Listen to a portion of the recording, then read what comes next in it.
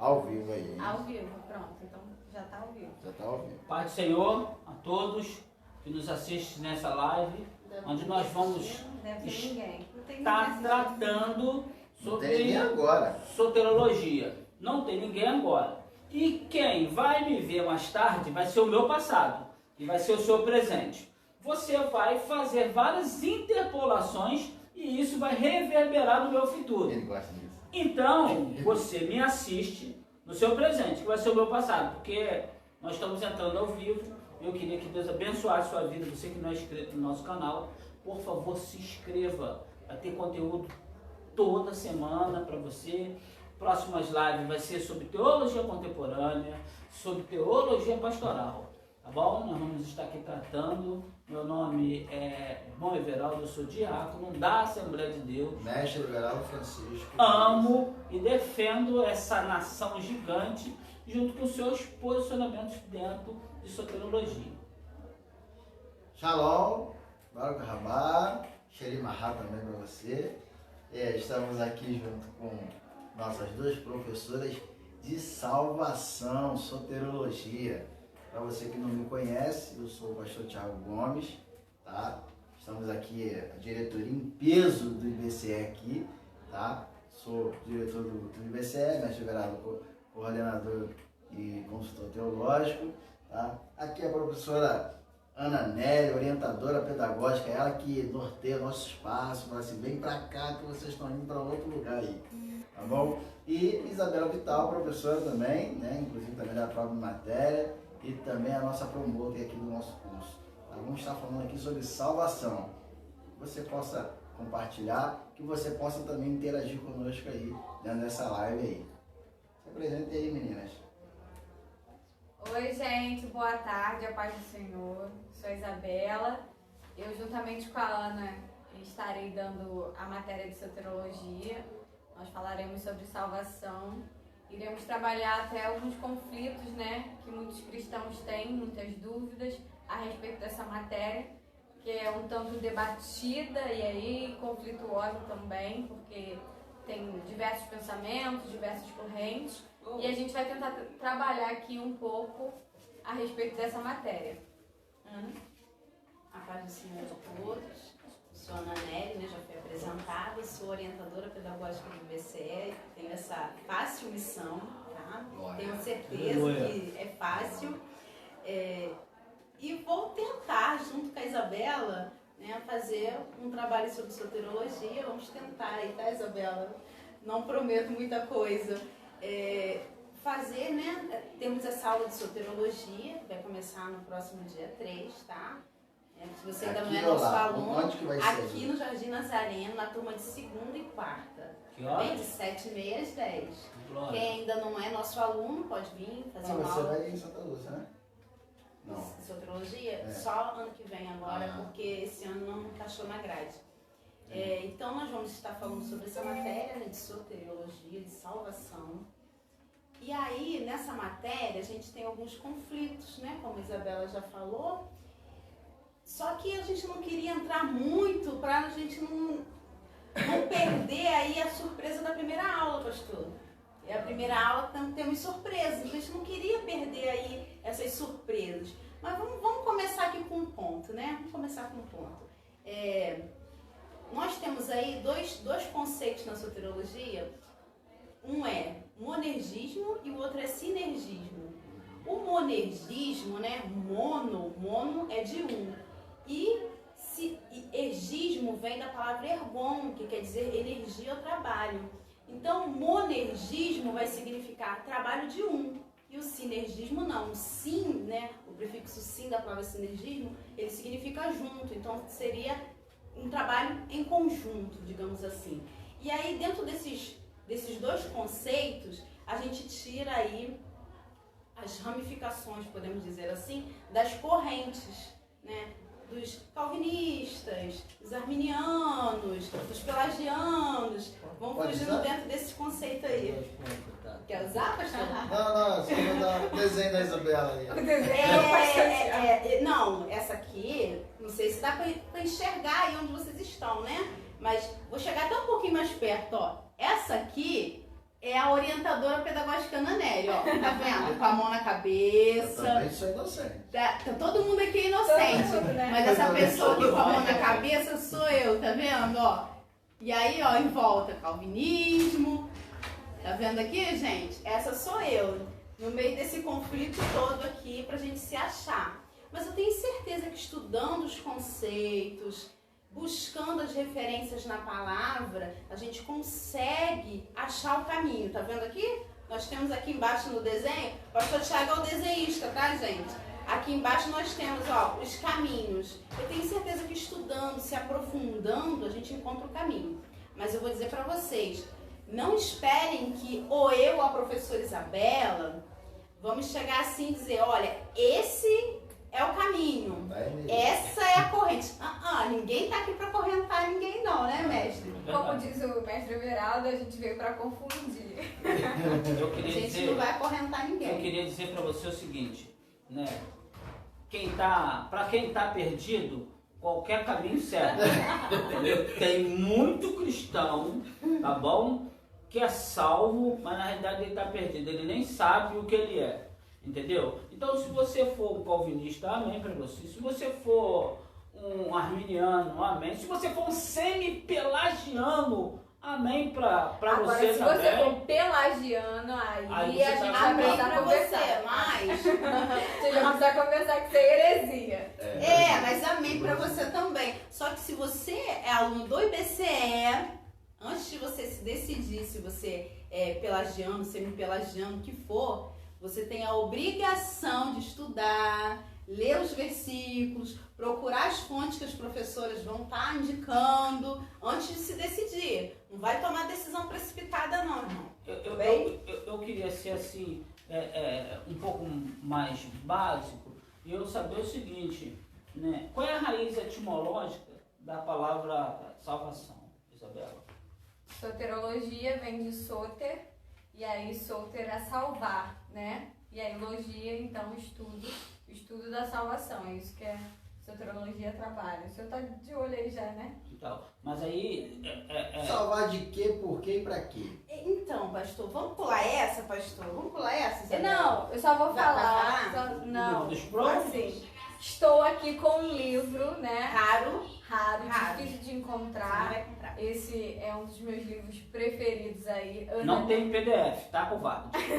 Ana Nery deu a Covarde. sorte, Eu consegui. porque, rapaz, ela conseguiu a sorte de encontrá-lo, porque eu já estava procurando por ele há muito tempo. E ele vem justamente com uma pergunta: salvo de quê?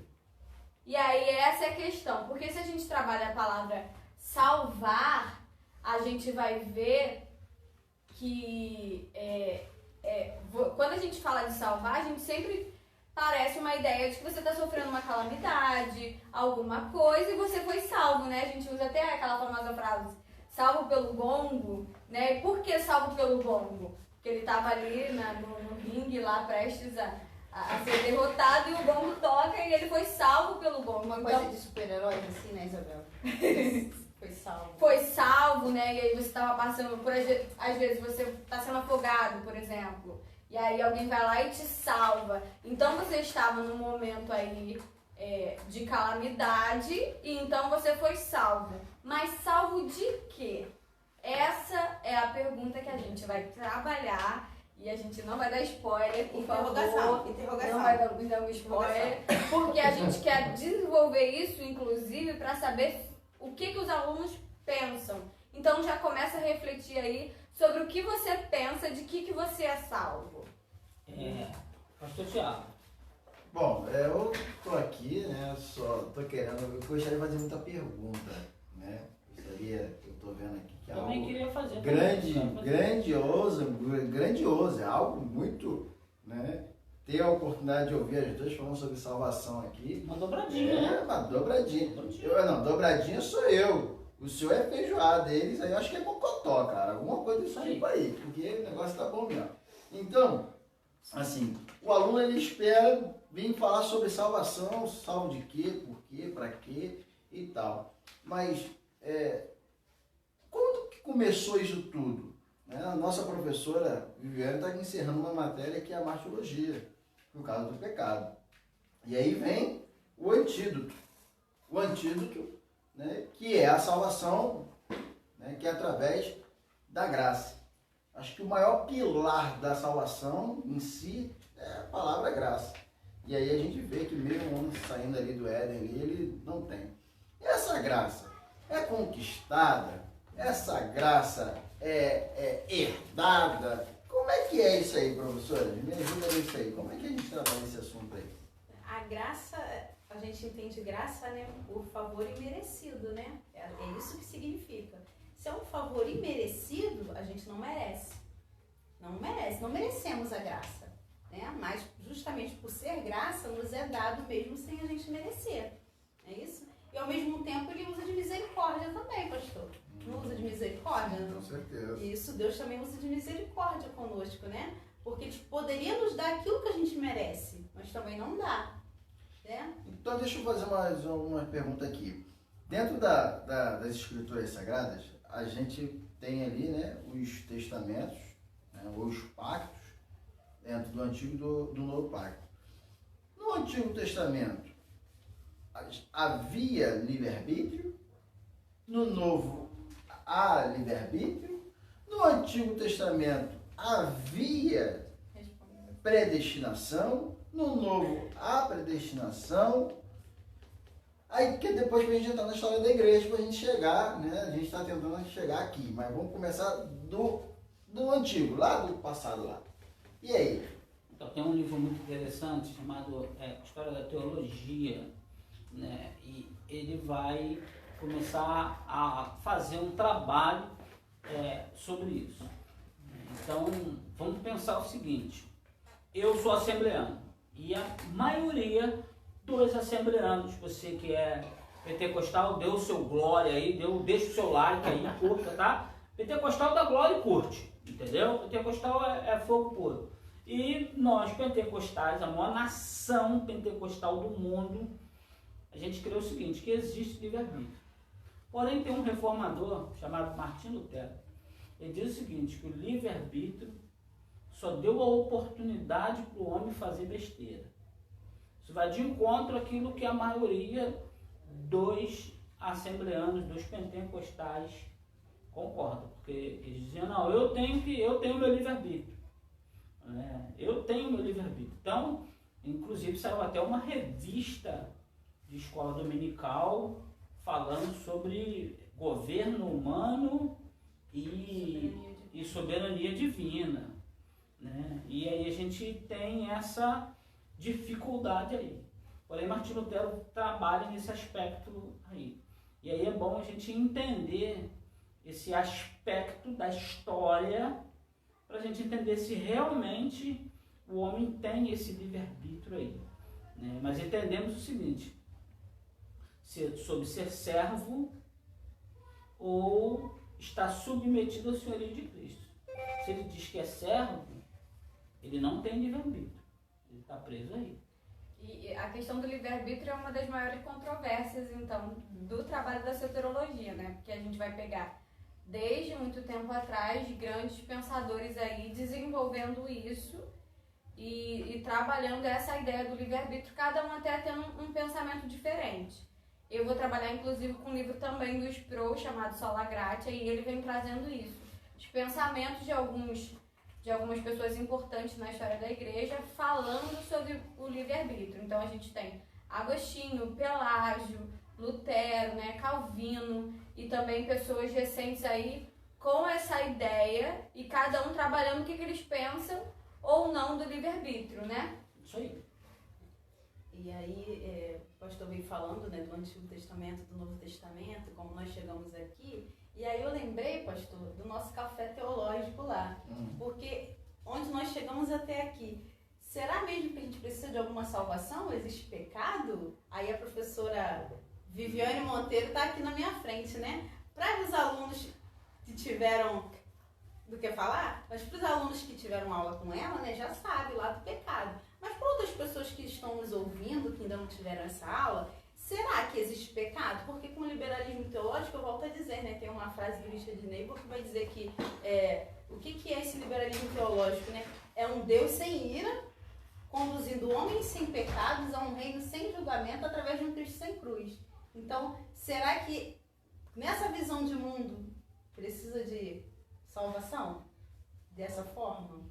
E aí a gente vai trabalhar justamente esse contexto, né? A gente não, eu tô aqui para spoiler, só para dar um spoiler. Porque quando a gente entende, vai lá no Antigo Testamento e enxerga, né, o homem e a mulher participando ali juntamente da entrada do pecado no mundo, e ali há um julgamento, há uma condenação para o homem, para a mulher, para a serpente, para a terra, o planeta em si, entendeu? Para a criação, né, física e inanimada. E ali começa, naquele episódio ali, o livre-arbítrio, que a gente tem que explicar que essa palavra não está na Bíblia, né? Não está na Bíblia. O ato até está, mas o pecado, a palavra em si não está. O próprio Satanás, o antigo querubim, mestre, eu lembro do senhor na satanologia, ele pensou que em se rebelar lá contra Deus e fazer aquele motim lá e vir. Então ele teve uma livre espontaneidade, algo que partiu dele em si, né? Porque a gente, né, o senhor deve ter falado, com certeza o senhor falou isso em sua matéria, e a professora Viviane está trabalhando isso, do pecado endógeno, do exógeno, então algo que nasceu nele, algo que foi produzido por ele, e quando a gente chega no homem, o homem ele tem aquela indução, então ele vai lá e peca, então ele teve a escolha. Aí eu gosto muito daquela frase, que eu não lembro agora se foi o Milard que fala, que eu li em algum lugar isso, que o homem antes do pecado ele podia pecar, mas depois do pecado ele é incapaz de não pecar. É Agostinho, né, que faz isso? É alguém citando alguém, então foi Agostinho, obrigado. Entendeu? Então, o homem antes do pecado, ele era capaz de pecar. Hoje, depois do pecado, ele é capaz... Oi? Posso pecar. Posso pecar, mas depois do pecado, ele é incapaz de não pecar. Ou seja... Depois do pecado, ele foi confirmado na incapacidade de não pecar. É isso aí. Aí ele fala, então, não posso não pecar. Não posso não pecar. Então, se hoje eu não tenho condições de auto-frear, de auto-me conduzir, então a gente precisa trabalhar esse desenvolvimento, porque ainda que a liberdade humana teve, e aí se eu for entrar dentro do meu campo filosófico, os históricos vão dizer que o livre-arbítrio foi, na verdade, uma condenação ou algo ruim dos deuses para os homens. Ele não enxergava isso, o livre-arbítrio, como algo benéfico. O homem tendo livre-arbítrio era uma condenação dos deuses para os homens. Isso é na filosofia estoica. Então, se a gente entender que ter livre-arbítrio, você que acredita nesse ponto de contato, tá? A gente está aqui para discutir, debater, de um bom relacionamento, claro, mas entenda que a liberdade que você tem, não veja isso como algo benéfico para a sua vida. Os anjos hoje não têm capacidade mais de se rebelar. Foram chamados de anjos eleitos, eles estão selados. Entendeu? Não tem condições mais. Depois que nós estivermos na glória para todo sempre, não teremos mais condições disso. Mas hoje, ter livre-arbítrio, se é que realmente temos ou não temos, isso as pessoas vão falar aqui, não é uma coisa boa. Você ter condição de não pecar, ou melhor, de não conseguir conter o teu pecado, porque Paulo fala isso, Romanos capítulo 7, o bem que eu quero não consigo, o mal que eu não quero, esse eu faço. Então, ter livre-arbítrio, muitas pessoas acham que isso é um triunfo. Quando na filosofia estoica, que Paulo também é fortemente influenciado, ele julga isso como algo ruim para o ser humano, tá? Porque você não consegue hoje não pecar. É claro que a pessoa transformada em Cristo, ela não peca direto. Tem gente que parece um pecador, que ele acorda, peca, ele andou, pecou. Não, isso aí não. A gente não vive mais em pecado, mas a gente está sempre sujeito a esse erro, e por isso nós precisamos entender sobre essa questão do livre-arbítrio, se você tem escolha realmente, ou se você não tem. Isso é uma corrente, né, pastor? Porque isso é uma das visões, né, pastor? Sim. Porque Pelágio, ele chegou a dizer que o homem era capaz de viver sem pecar, né? É uma outra posição. E Pelágio dizia que todos nós nascemos como Adão, né? Com a possibilidade aí de não pecar. E ele acreditava muito nisso. Por isso que eu já falei que o pelagianismo aí é uma heresia, né? Porque ele defende algo que não é bíblico. Porque a Bíblia é clara quanto a isso, a mostrar que o homem é pecador. A gente vai ver aí em Romanos Paulo dizendo que não há nenhum sequer, né? Não há, e ele citando a Bíblia toda, ele já está citando versículos anteriores. Davi falou que em pecado foi concebido no ventre da minha mãe. Então a Bíblia afirma isso. Então o que Pilatos estava dizendo era totalmente herético. E aí a questão da soteriologia é justamente essa. Até que ponto aí o meu pecado pode me influenciar na questão de eu ser salvo, né?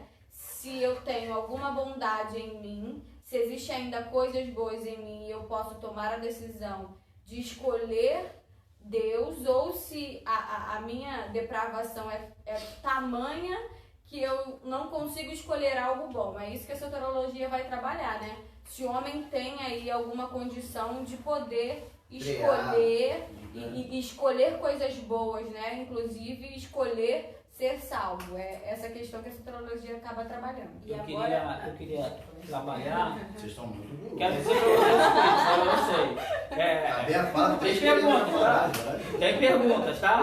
Queria mandar um abraço pra Mara, que tá aí nos assistindo, a Damiana, o Rafael, tá? Essa galera boa aí. Não esqueça de compartilhar, tá? Essa live, dar o seu like, que é importante, e fazer pergunta. Eu queria fazer pergunta, né, para as meninas. Eu estou com 6 perguntas aqui. Meu Jesus. Eu queria falar um pouco sobre os 3 aspectos da salvação. Entendendo que tem outros teólogos que colocam até mais aspectos. Sim. Divide, mas assim, os clássicos, assim, né, do Mike Piriman, que assim, ajudou tantas pessoas. Glória a Deus pela vida dele. Então, assim, a gente trabalha nesses 3 aspectos. Eu queria saber se vocês sabem desses 3 aspectos. Que a maioria, né, dos cristãos, né, ele não sabe dos 3 aspectos da salvação. E a coisa básica, hein? Eu vou falar da justificação então, né? A justificação é quando Cristo, quando morre, né, na cruz, ele está levando sobre ele aquilo que era para ser nosso, é como se fosse num tribunal, né? Você seria condenado, seria considerado culpado, a sua culpa passa para Cristo, a minha, a sua, né? Passa para Cristo, se é que você acredita que você tem culpa em alguma coisa, né? Isso também é uma corrente, não é isso, gente, que a gente está dizendo aqui? Se é que você acredita que você tem culpa em alguma coisa, porque se você acha que, né, você nasce bom, que o homem é bom, né? Na Bíblia está dizendo que todos pecaram, né? Não há um justo sequer, mas pode ser que você seja de outra corrente. Então, se essa justificação de Cristo, quando ele morre na cruz, ele leva aquela culpa que seria minha e sua sobre ele, né? Aí é a dupla imputação, né, Isabela? Que ele imputa em Cristo a nossa culpa e a justificação em nós, né? E aí a gente se torna justo. E aí a gente tem conversão, justificação e santificação. Quando a gente trabalha esses aspectos, a gente chama de ordem sátulos, que é a ordem da salvação. Então, cada teólogo defende aí algumas ordens na salvação, né? Como eleição, aqueles que acreditam, né, que na eleição, a conversão, a regeneração também. Então, tem sempre alguns aspectos aí dentro da salvação, mas as mais comuns que a gente já trabalha, que é conversão, justificação e santificação. A conversão, acho que todo mundo sabe, né? Que é essa mudança, então, você mudar aí de rumo, você confessa Jesus como seu único e suficiente Salvador e automaticamente você tem que haver uma conversão, né? Uma mudança de vida e aí trabalhando junto com a regeneração. Depois a justificação, como a Ana falou, você acaba se tornando justo diante de Deus por causa do sacrifício de Cristo, por aquilo que Cristo fez por você. E a santificação, que é aquele processo que a gente tem que fazer durante toda a vida aí, né? Sempre sendo santificado, buscando estar com Deus, né? Buscando melhorar sempre em oração e santificação, em pureza aí diante de Deus. Então aí entra, para alcançar a salvação. Então aí entra aquela velha clássica, o dia que eu aceitei a Jesus, né? O dia que eu aceitei. Ou ele me aceitou, eu fico meio confuso com isso. Isso depende da sua corrente. Né? Se você for assembleano, você vai dizer que o dia que você aceitou a Jesus. E aí começam as fases Aí eu volto lá no monergismo e no sinergismo, né, mestre? Entendeu? É a parte que você faria, né? Se É você isso. crê no sinergismo, é a parte que você faria. E É uma quantos das por partes. cento? Eu conversei com um aluno e queria mandar um abraço para você. É Landon? Lendo. É Landon. Ele falou para mim que, né, a gente faz 99% e Deus faz 1%, certo? E 1% de Deus é muita coisa. Eu não sei qual é a porcentagem que você, como bom assembleano, né, coloca, né? E você aceita Jesus, né? Existem os pregadores pretensiosos que falam assim: eu hoje ganhei 5 almas para Jesus, aleluia. Rapaz, é bom, né? Você que ganhou. Ele ganhou as almas para Jesus, né?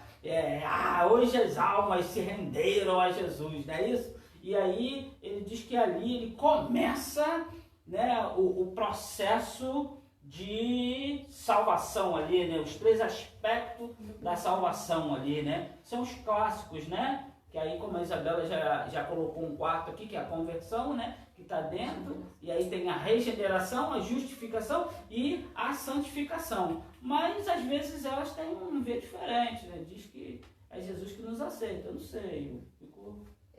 E até eu estava pensando aqui, né? Para perguntar até para o professor de Cristologia, né? Nosso pastor aqui. Como é que fica esse ato de Cristo na cruz, esse sacrifício que foi feito, se, né, a pessoa pode ou não aceitar, se aceita ou não aceita, se depende da pessoa, né? O sacrifício de Cristo, então, para uns ele é mais poderoso, para outros é menos. Como que fica isso? Eu já falei na minha outra live, né, na outra nossa de escatologia, depois até o meu pastor ficou brincando comigo. Já falou que ia rasgar a Bíblia e tal. Espero que o senhor esteja assistindo aí, pastor. Te amo em Cristo, tá?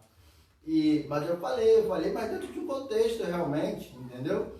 Porque se alguém achar que pode fazer alguma coisa para ser salvo pelas suas próprias obras, pelos seus próprios atos, eu vou rasgar a Bíblia, principalmente a minha epístola de Paulo aos Romanos, poxa.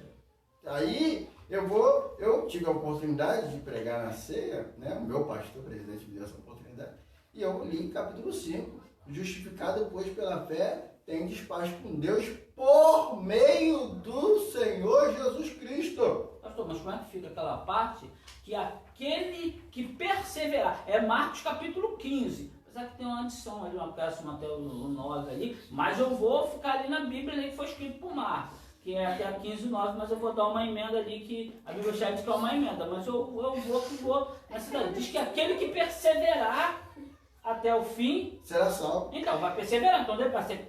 Não, mas aí que tá. Dentro do contexto da salvação, a professora Isabela falou da santificação. A santificação é uma continuidade.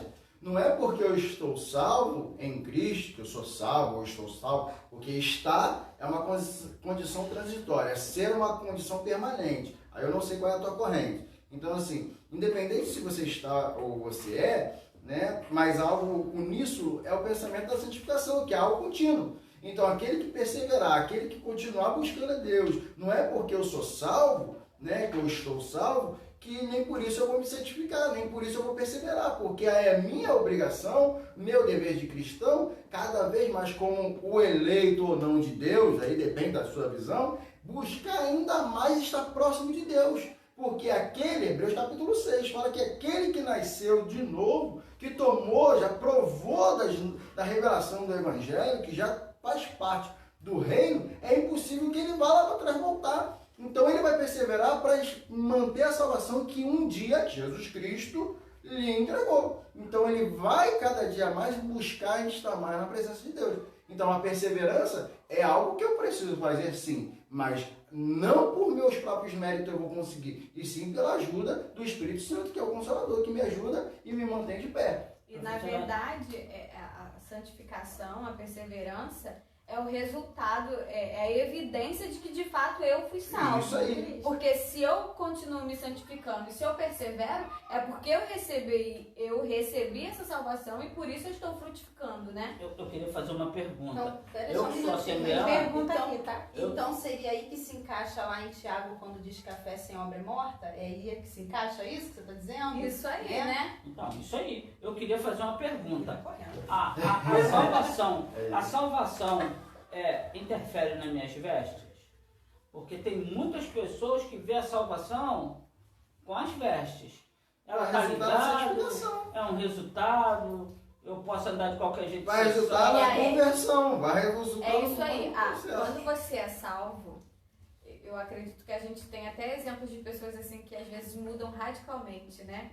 Que você vê que a pessoa fazia uma coisa e de repente ela passou a mudar tudo. Então, automaticamente, o seu olhar para o outro muda, porque você agora vai olhar com um olhar de amor para o seu irmão. A sua fala vai mudar, o seu jeito de vestir vai mudar, a sua mente vai mudar, seus pensamentos vai mudar. Tudo aquilo que você pensa em relação ao mundo, a sua cosmovisão vai ser alterada. E automaticamente até o jeito com que você se veste vai ser mudado. Porque agora você é uma nova criatura em Cristo e você sabe de coisas novas e por conta disso você vai mudar tudo muda. Se não houver mudanças quando você é salvo, aí você vai ter que questionar se de fato você foi salvo aí, se de fato essa salvação é eficaz, foi eficaz na sua vida. Então porque você, tem que haver mudança. Então você que é cristão, que não fala com seu irmão, que me vê na rua, não fala comigo, você que é Desconfie da sua crente, salvação. que não fala com os outros irmãos, não dá paz a todo mundo, não vai na igreja do outro porque não quer se mover. Você que não perdoa Mas, ninguém. gente, peraí. O fato da pessoa não dar paz pro Senhor, não falar com o Senhor que tá na rua, é porque o Senhor vai para um céu diferente daquela pessoa, não é? A Tem pessoa mais vai ser repartições. salva e aí, né, ela vai continuar sem falar com o Senhor quando não é isso, não? Deve ser até outro Cristo, então. Né? Deve para outro Principalmente céu também, diferente, né? porque se não vai pro mesmo, se não fala aqui, né? Não fala com os irmãos aqui, se serve, será que serve o mesmo Cristo, né? É o mesmo Deus que está servindo, É não isso fala aí. com o irmão. Eu não só fala com o quero próximo. encerrar a minha parte. Quer quando eu encerrar? tava falando. Não, eu acho que dentro da sua colocação sobre a questão da perseverança. E dentro desse texto, né, que eu tive a oportunidade de fazer uma exposição, do Romanos 5, Paulo vai falar o seguinte, continuando, por isso que a salvação é mediada, é conduzida, o sacrifício, a aceitação diante de Deus é por meio do nosso Senhor Jesus Cristo. Ele fala que a tribulação produz perseverança, perseverança, experiência, experiência, esperança.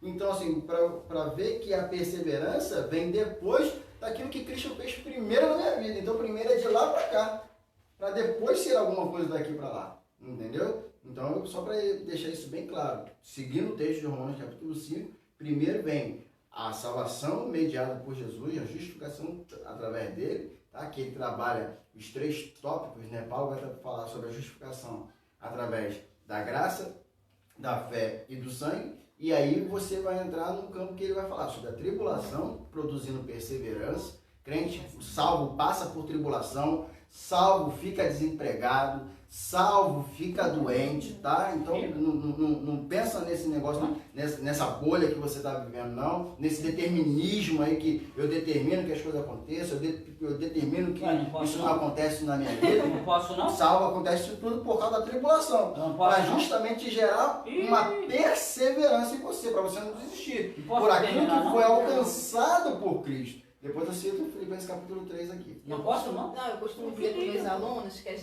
as pessoas, né, o mundo em si, a gente está acostumado a tratar Deus como nosso mordomo e nosso guarda-costa, né? Me guarda, Senhor, nosso guarda-costa. Me dá, é nosso mordomo. E não é bem assim, né? Ele não é obrigado a me dar nada, ele não é obrigado a fazer nada por mim. Tudo é ato de Nem graça. precisa de mim para nada, não precisa do meu dinheiro, não precisa da minha adoração, não precisa Tem de nada pergunta, meu. tem pergunta. Tem pergunta. Não? Não precisa E não. é Eu que justamente preciso isso, dele. porque o que eu mereço é o É inferno. isso aí. Eu mereço a condenação eterna. É isso Ah, que não, eu Mas ele mereço. tem misericórdia, né, Tá na Isabel? Bíblia esse inferno? Eu mereço Ele- inferno? Tá na Sou Bíblia? mais de Deus, Tá na rapaz. Bíblia. E aí, Sou mais de Deus, que Deus por isso. e aí ele usa de misericórdia, Isso Isabel. aí, ele usou de misericórdia, né? Porque aquilo que ele merecia eu não recebi, pelo contrário, agora eu estou recebendo salvação, né? E tudo aquilo que eu tenho hoje é pura graça de Deus. Então, estar vivo é graça de Deus, porque ele deveria ter me consumido e me mandado logo pro fogo do inferno. Vai, pergunta, Viviane. Pergunta. Poderia nos matar, vivos ou acordados. Mara Lopes está falando assim. Explica sobre os imundos que falam na Bíblia.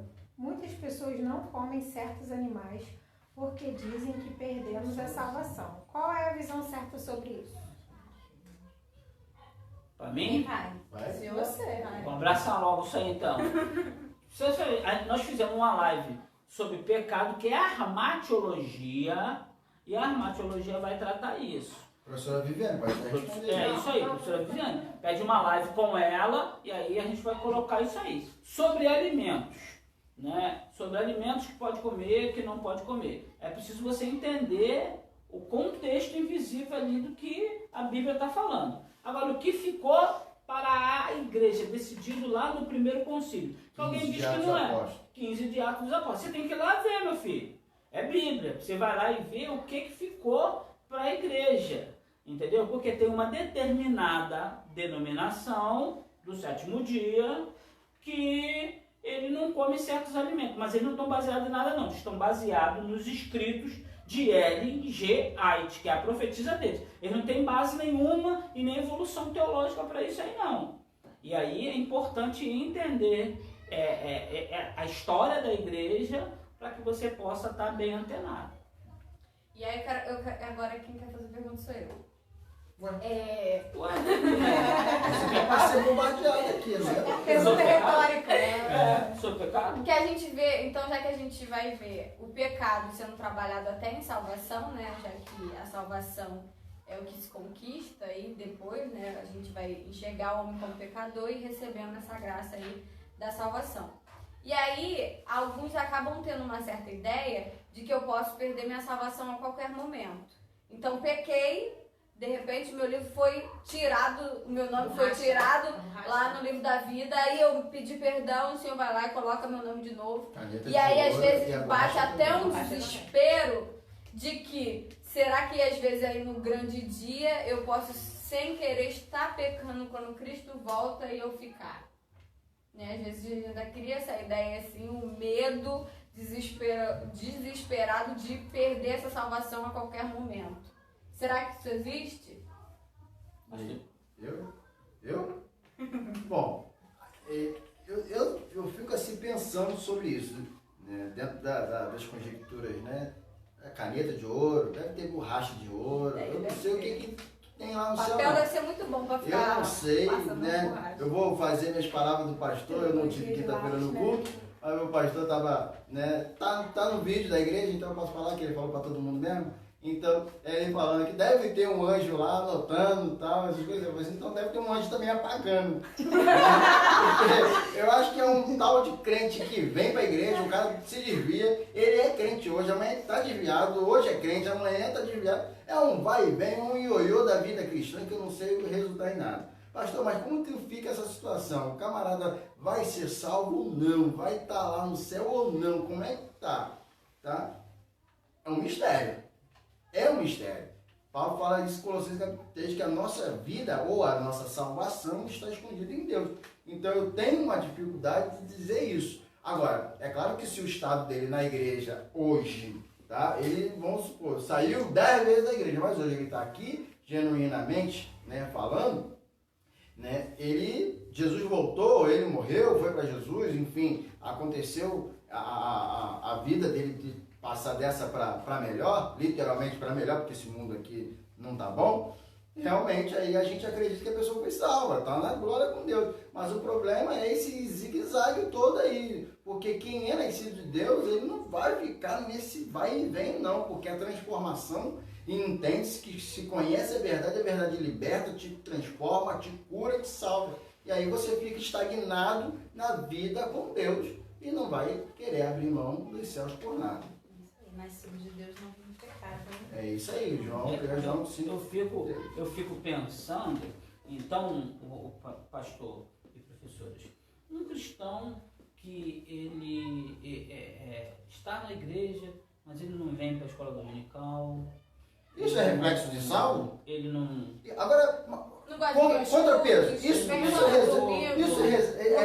resultado de Saulo? Aquele crente que não gosta de estar junto em um grupo, de participar das coisas, de estar participando da igreja. Não... O cara não vem na escola dominical. Só Isso é característica de Saulo? Assim vai embora. Isso é característica de Saulo?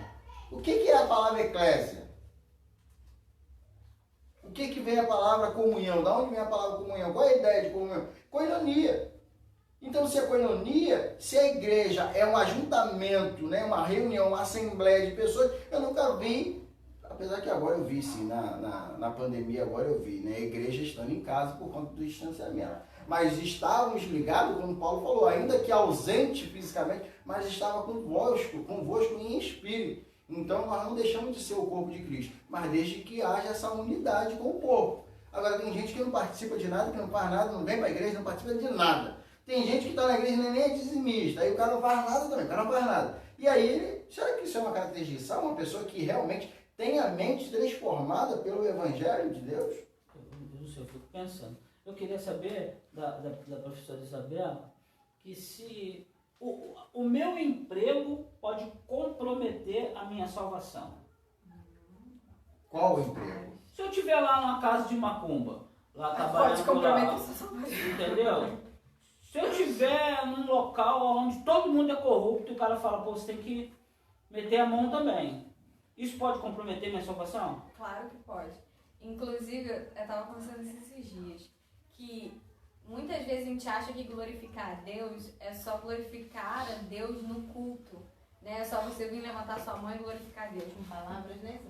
Só com palavras e com atos ali em oração e tal. Mas glorificar a Deus é glorificar Ele mediante a todas as minhas atitudes. Seja no meu lar, seja no meu relacionamento, na minha casa e no meu emprego. Então eu tenho que trazer a glória para Deus aí em tudo que eu fizer e glorificar o nome do Senhor em tudo que eu fizer. Agora, se eu estou num ambiente em que eu não trago glorificação a Deus e que eu trago glorificação a outra pessoa, eu tenho que tomar um certo cuidado aí e ver. E se o trabalho que eu trabalho come toda a minha semana e eu não tenho tempo de vir ao culto?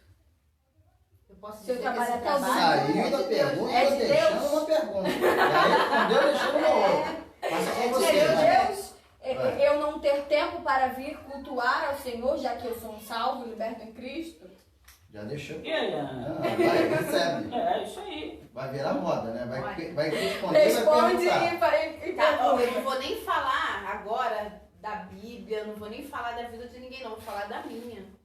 Que trabalhava muito, o dia todo, Glorificava a Deus tudo agora? tinha 2 turmas, chegava em casa morta da vida, não tinha ânimo de vir pra igreja, nesse caminho aí mesmo. E aí, de repente, ó, tudo mudou. Deus muda tudo.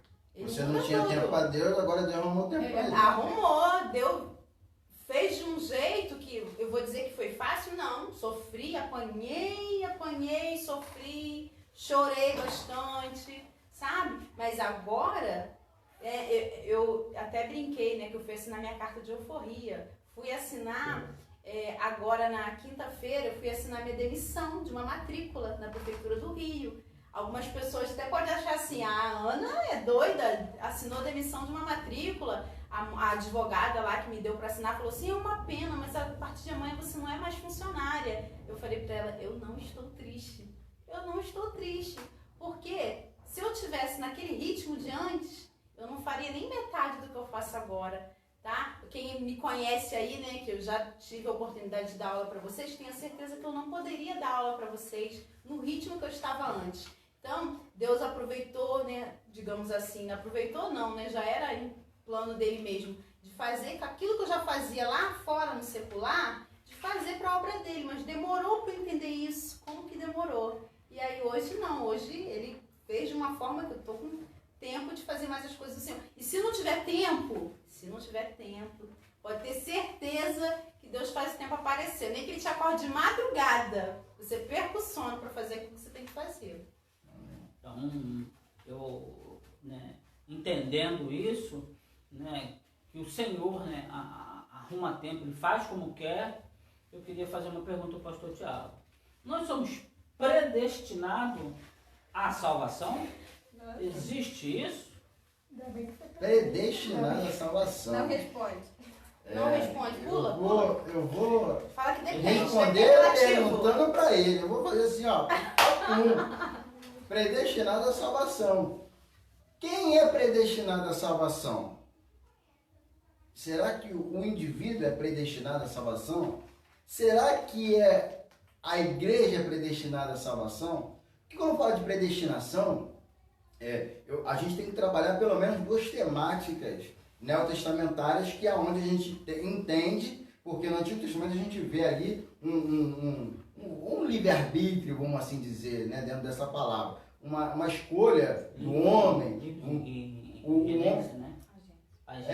Uma livre agência, uma livre escolha, o homem, né, pegando lá do fruto, tá? O homem abandonando a Deus, Deus mandando todo mundo, abrindo o deserto lá, engolindo pelo menos 250 mil pessoas, e assim acontecendo as coisas.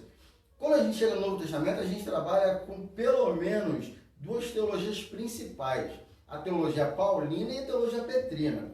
Paulo, ele trabalha a uma predestinação, tá? Segundo, no caso, a vontade de Deus, sobre a ação de Deus, sobre a vida do homem. Tá? E Pedro, ele vai trabalhar nas suas epístolas uma predestinação segundo a presciência de Deus. Tá? Porque quando eu falo predestinação, essa palavra, né, destinar antecipadamente, né, fazer com que as coisas sejam ordenadas antecipadamente, eu entendo que Paulo está trazendo uma visão a uma igreja. A igreja de Roma, a igreja de Éfeso, e Pedro vai falar sobre uma predestinação, predestinado segundo a presciência de Deus. Ou seja, por Deus saber, e aí eu vou abrir um parênteses aqui para indicar um livro que eu não consigo achar mais, eu tenho Xerox, o meu mestre me deu, tá? De J. Dwight Pentecoste, a Sã Doutrina. Ele trabalha 14 doutrinas, tá? da sã doutrina, e quando ele vai falar no quesito da salvação, lá na predestinação, ele vai abrir 5 palavras que vai diferenciar essa atitude de Deus. Deus, ele predestina, Deus, ele predetermina, Deus, ele tem a sua presciência, Deus, ele tem a sua pré-ordenação, e a última é alguma coisa que eu não lembro agora. Tá? Então ele trabalha 5 temas dentro da salvação. Então, sabendo disso, Pedro, ele vai falar assim, nós somos eleitos ou escolhidos por Deus na presciência. Quando Deus, ele olha para mim, olha para você, né, ele vai falar isso para Jeremias: antes que saísse do ventre eu te santifiquei, antes que tu fosse formado eu já te conhecia, entendeu? Ou seja, mostrando que Deus, ele sabe da nossa vida antecipadamente. Antes de eu saber que eu estaria aqui hoje, no dia 25 de julho de 2020, Deus já sabia. Então, Pedro, ele trabalha a ideia da salvação segundo a presciência de Deus. Porque Deus, ele sabe que você alcançará a salvação, né? Você permanecerá, será perseverante a salvação que ele te propôs, ele então já te escolhe antecipadamente. Paulo vai trabalhar uma linha que para muitos vão ser o ponto cume, o álamo, de que você é escolhido antes mesmo, não somente da presciência, mas porque Deus determinou isso sobre a tua vida. Então, essas duas linhas teológicas que a gente trabalha. A linha da presciência de Deus, porque ele escolhe segundo o seu conhecimento antecipado, ou ele te escolhe por conta da sua soberania. Porque ele é Deus, ele te escolhe e pronto, acabou. E isso vai dar margem para que séculos mais tarde, né, vai surgir essas grandes duas correntes, que é o calvinismo e o arminianismo. Entendeu? Então, assim, e ainda tem o semi-pelagianismo. Então a gente só tem que entender isso. E para eu sair dessa resposta, que eu tentei não entrar muito por conta, respeitando as professoras da matéria, eu já pergunto ao senhor, mestre, tá? Mestre, né? Nosso grande mestre, o sábio, né? O mestre. Dentro disso tudo, né? Dentro da salvação, se a pessoa é salva ou não. Agora, a pessoa que é salva, ela é salva para sempre? Ela pode ou não pode perder a salvação dela? Ih, tá todo mundo fazendo isso, respondendo e perguntando. Beleza. Então, pode perder a salvação ou não pode?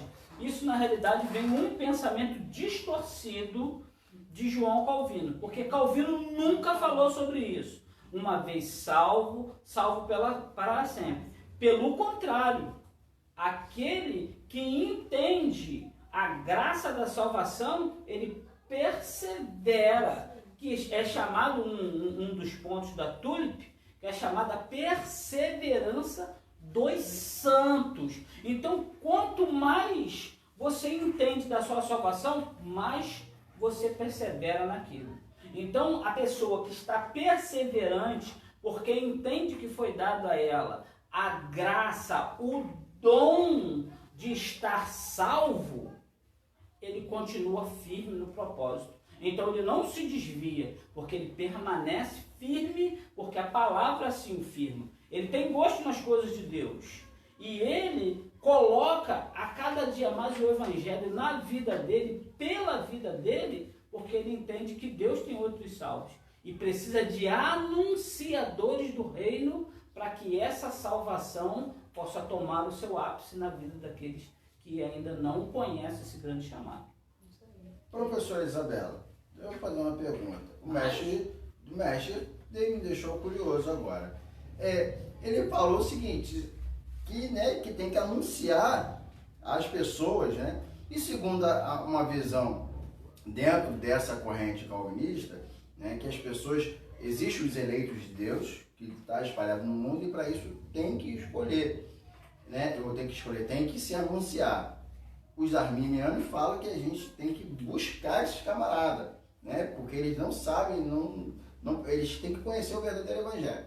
Bom, pensando nisso é o seguinte, se Deus ele tem os seus eleitos, segundo uma determinada corrente, e essas pessoas já foram predestinadas à salvação, precisa pregar o evangelho para essas pessoas? Muito boa. Partindo do pensamento calvinista, né, já que o arminiano já não tem dificuldade nisso, já que ele não acredita nesse tipo de eleição, partindo então do pensamento calvinista, o calvinista vai dizer o seguinte, é aí que eu preciso pregar realmente o evangelho. Por quê? Porque eu não sei quem será eleito. A eleição é de Deus, então ela está escondida em Deus. Deus não revela para nós uma lista aí dos nomes de quem foram os eleitos aí destinados ao céu. Então, como o calvinista pensa em relação a isso, é o quê? Eu não sei quem é a pessoa que será eleita por Deus ou não. Por isso, eu preciso pregar o evangelho, independente de saber ou não. E se Deus elege tal pessoa, ele vai me usar como instrumento para pregar e aquilo vai produzir na pessoa, então, um verdadeiro arrependimento. A minha evangelização ali na pessoa. É isso que um calvinista acredita. Eu queria falar do curso agora. Fazer uma pergunta para... 8 minutos, tá? Queria... Só para... Hã? 8 Já minutos. passou? Falta 8 minutos ou passou 8 minutos? Passou 8 minutos. Passou. Daqui a Entendeu? 8 minutos acaba. Eu queria fazer uma pergunta à professora Nanelli aqui. Sobre como nós estamos Nada falando. aqui é tramado não, tá, gente? Isso aqui, ó, é revelamento mesmo, acontece na hora. Glória a Jesus. A gente tá aqui dando os spoilers, fazendo perguntas, deixando o outro na saia justa. Isso aqui é ao vivo e a cores. Ninguém combina nada antes. Ninguém estuda combina nada antes. Ninguém estuda convida antes. É tudo na hora. Vem cá. É você tudo vai revelamento participar. mesmo. Eu queria fazer uma pergunta importante. O IBCE, eu tenho notado aqui que a gente está falando desde o começo da live sobre corrente. Você que é um parecer, né, que é um ver teológico, que é uma doutrina teológica, né? O pastor Tiago falou, você que é calvinista, a Isabela falou sobre os arminianos, aí nós falamos aqui do semi-pelagiano, e aí a gente, pelo que eu estou entendendo, tentando captar, né, vocês não defendem um posicionamento. Entendeu? Eu queria saber o seguinte, o que fazer quando eu encontro um curso de teologia que defende um posicionamento? É correto isso? Piratão? Eu tenho um mestre, né? Eu tenho um mestre que ele diz, né? Que é o pirata, né? Pirata perna de pau, que é uma visão só. Nosso curso não defende nenhuma corrente, né? A gente vai, a aula de... Todas as aulas que vocês forem ter, né? Escatologia principalmente, que tem um monte de corrente. Todas as aulas, todas as matérias, Interdenominacional. Isso aí. A gente recebe alunos de todas as denominações. Então, a gente não defende nenhuma corrente. Até entre, né, a gente aqui, né, o pessoal da diretoria, os professores, cada um é livre para pensar da sua maneira, tá bem? A gente não defende, não se posiciona, tá? E nem induz os alunos a se posicionarem para essa nem para aquela corrente. A gente não vai dizer, vocês têm que ser isso, vocês têm que ser aquilo. Não. Agora, quando você encontra um curso que te dá apenas uma visão, o que fazer? Fuja dele, corre. fuja da presença do mal, corre, vem pro BCE, vem estudar conosco, porque aqui você vai ter as várias visões. E te traz uma maturidade, né? De repente você pensa assim, tá puxando sardinha porque é o IBCE, porque você é professora do IBCE, orientadora. Não, não é isso não. A gente procura trabalhar um contexto de ideia, é que você é livre para escolher o seu posicionamento. Se é livre ou não para escolher a salvação, aí é outra coisa que você vai discutir na matéria. Mas sobre a escolha de uma instituição religiosa que te eduque, não que te tendencione a um ver somente teológico, porque senão você se torna um pirata. E aí você, é o que eu estava conversando mais cedo com o mestre, você é muito bom para bater, mas você não aguenta apanhar. Entendeu? Aquele boxeador que ele só vai batendo, mas quando ele toma o primeiro ele cai, então porque ele não está pronto, ele não tem estrutura para ouvir o outro lado. E aí ele acaba sendo levado e sendo destruído muitas das vezes porque ele não tem bagagem para da moeda. Eu queria, para a gente finalizar, 5 minutos, eu queria que pelo menos 2 literaturas para nós trabalharmos, pode ser sistemáticas, né? Para o aluno que está nos ouvindo, trabalhar de salvação, né? Pode ser uma sistemática que está, ou um livro aberto, para que a gente possa, né, tá colocando ali, né, obras, né, para a gente pensar nisso aí. Já que é para indicar 2, eu indico, é porque não tá aqui, tá em casa. E como foi uma live surpresa, se não fosse surpresa, eu teria trago os livros lá que eu tenho e que eu vou trabalhar. Então eu vou trabalhar com A Favor do Calvinismo. São 2 amigos que fizeram aí, inclusive cada um prefaciou o livro do outro, então é um defendendo o posicionamento calvinista e outro defendendo o pensamento arminiano. Então eu queria trabalhar com esses 2 livros e indicar aí a você, para você conhecer o pensamento dos 2, né? O que um calvinista pensa e o que um arminiano pensa. Eu não sei, editora. É uma editora, não é famosa. Ela vai trabalhar isso na aula dela. Vai. Sim, eu gosto da sistemática de Millard, né? Tô até comentando com a Isabela, que é uma que eu gosto. E, assim, esse livro aqui, a Isabela ama, tá? É um livro muito bom também para isso, né? A Isabela já falou dele. Só que esse aqui, tá? Vocês não vão encontrar. Eu consegui porque, vou dar a dica, todos os dias eu ficava lá procurando na internet. Todo dia você procura lá um pouquinho, porque às vezes algum sebo anuncia. Você vai conseguir só se for usado. Mas quem é o nome do livro? Quem é a editora? R6 Pro, tá? Salva de vida acadêmica, salva de quem? Isso aí, Vida, né? Da editora Vida. Puxou, Thiago. Bom, assim, como elas são as professoras da matéria, não sou eu, né? Eu posso apenas dar um spoiler lá. Eu gosto muito da parte histórica, e aí eu li bastante sobre um livro História da Teologia Cristã, tá? Que é da editora Concórdia, e Bing, esqueci o nome, que é difícil falar o nome alemão, só em línguas estranhas que eu consigo. Mas, e o livro História da Teologia Cristã e Teologia Histórica de Alan, aquele verdinho,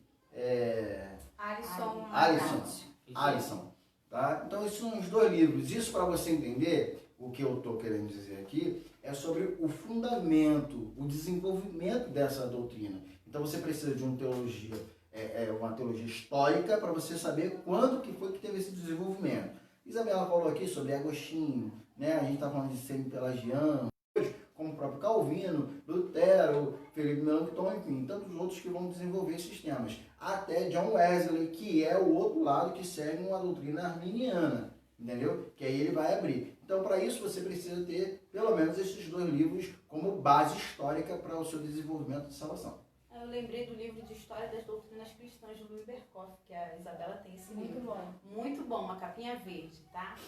Muito bom, Louis Berkhoff. Elas só citaram obras de cunho reformados. Não, eu citei Tá. não. Eu citei 2 aqui, ó. De a favor do calvinismo e contra o calvinismo. Agora o senhor que vai anunciar aí 2 obras. Eu gosto eu como sou pentecostal e arminiano, né? Eu vou com Stanley Orton, tá? Teologia pode mentir na live, não. sistemática, entendeu? É algo bom, algo, não sei bom para quem, mas é algo bom, entendeu? Você que é pentecostal, eu estou te representando. Você não está sem representação aqui, eu estou aqui representando a nação pentecostal, tá bom? Então, Stanley Orton, tá? A editora é CPAD, aquela obra maravilhosa, e eu queria... Tem algumas obras de Armínio também que ela trabalha. É isso aí. Obras de Armínio. Isso, obras de Armínio, entendeu? Gaste seu dinheiro, gaste seu tempo, entendeu? E também, né, o Teologia Sistemática de Grunden, o Henning Grunden, tá bom? Que é das edições Vida Nova, tá bom? Um abraço, acompanhe nas nossas lives. Quero dizer para você que segunda-feira tem uma live especial de Teologia Sistemática Contemporânea com os alunos do bacharel, eu e o professor Tiago. Aleluia. Tá bom? E a próxima live é Teologia Pastoral. Tá bom? Um abraço. Se inscreva no nosso canal lá no YouTube, lá no Instagram. E Deus te abençoe. Compartilhe o link do nosso canal. Tchau, Vai, gente. Shalom, Baruch Haba.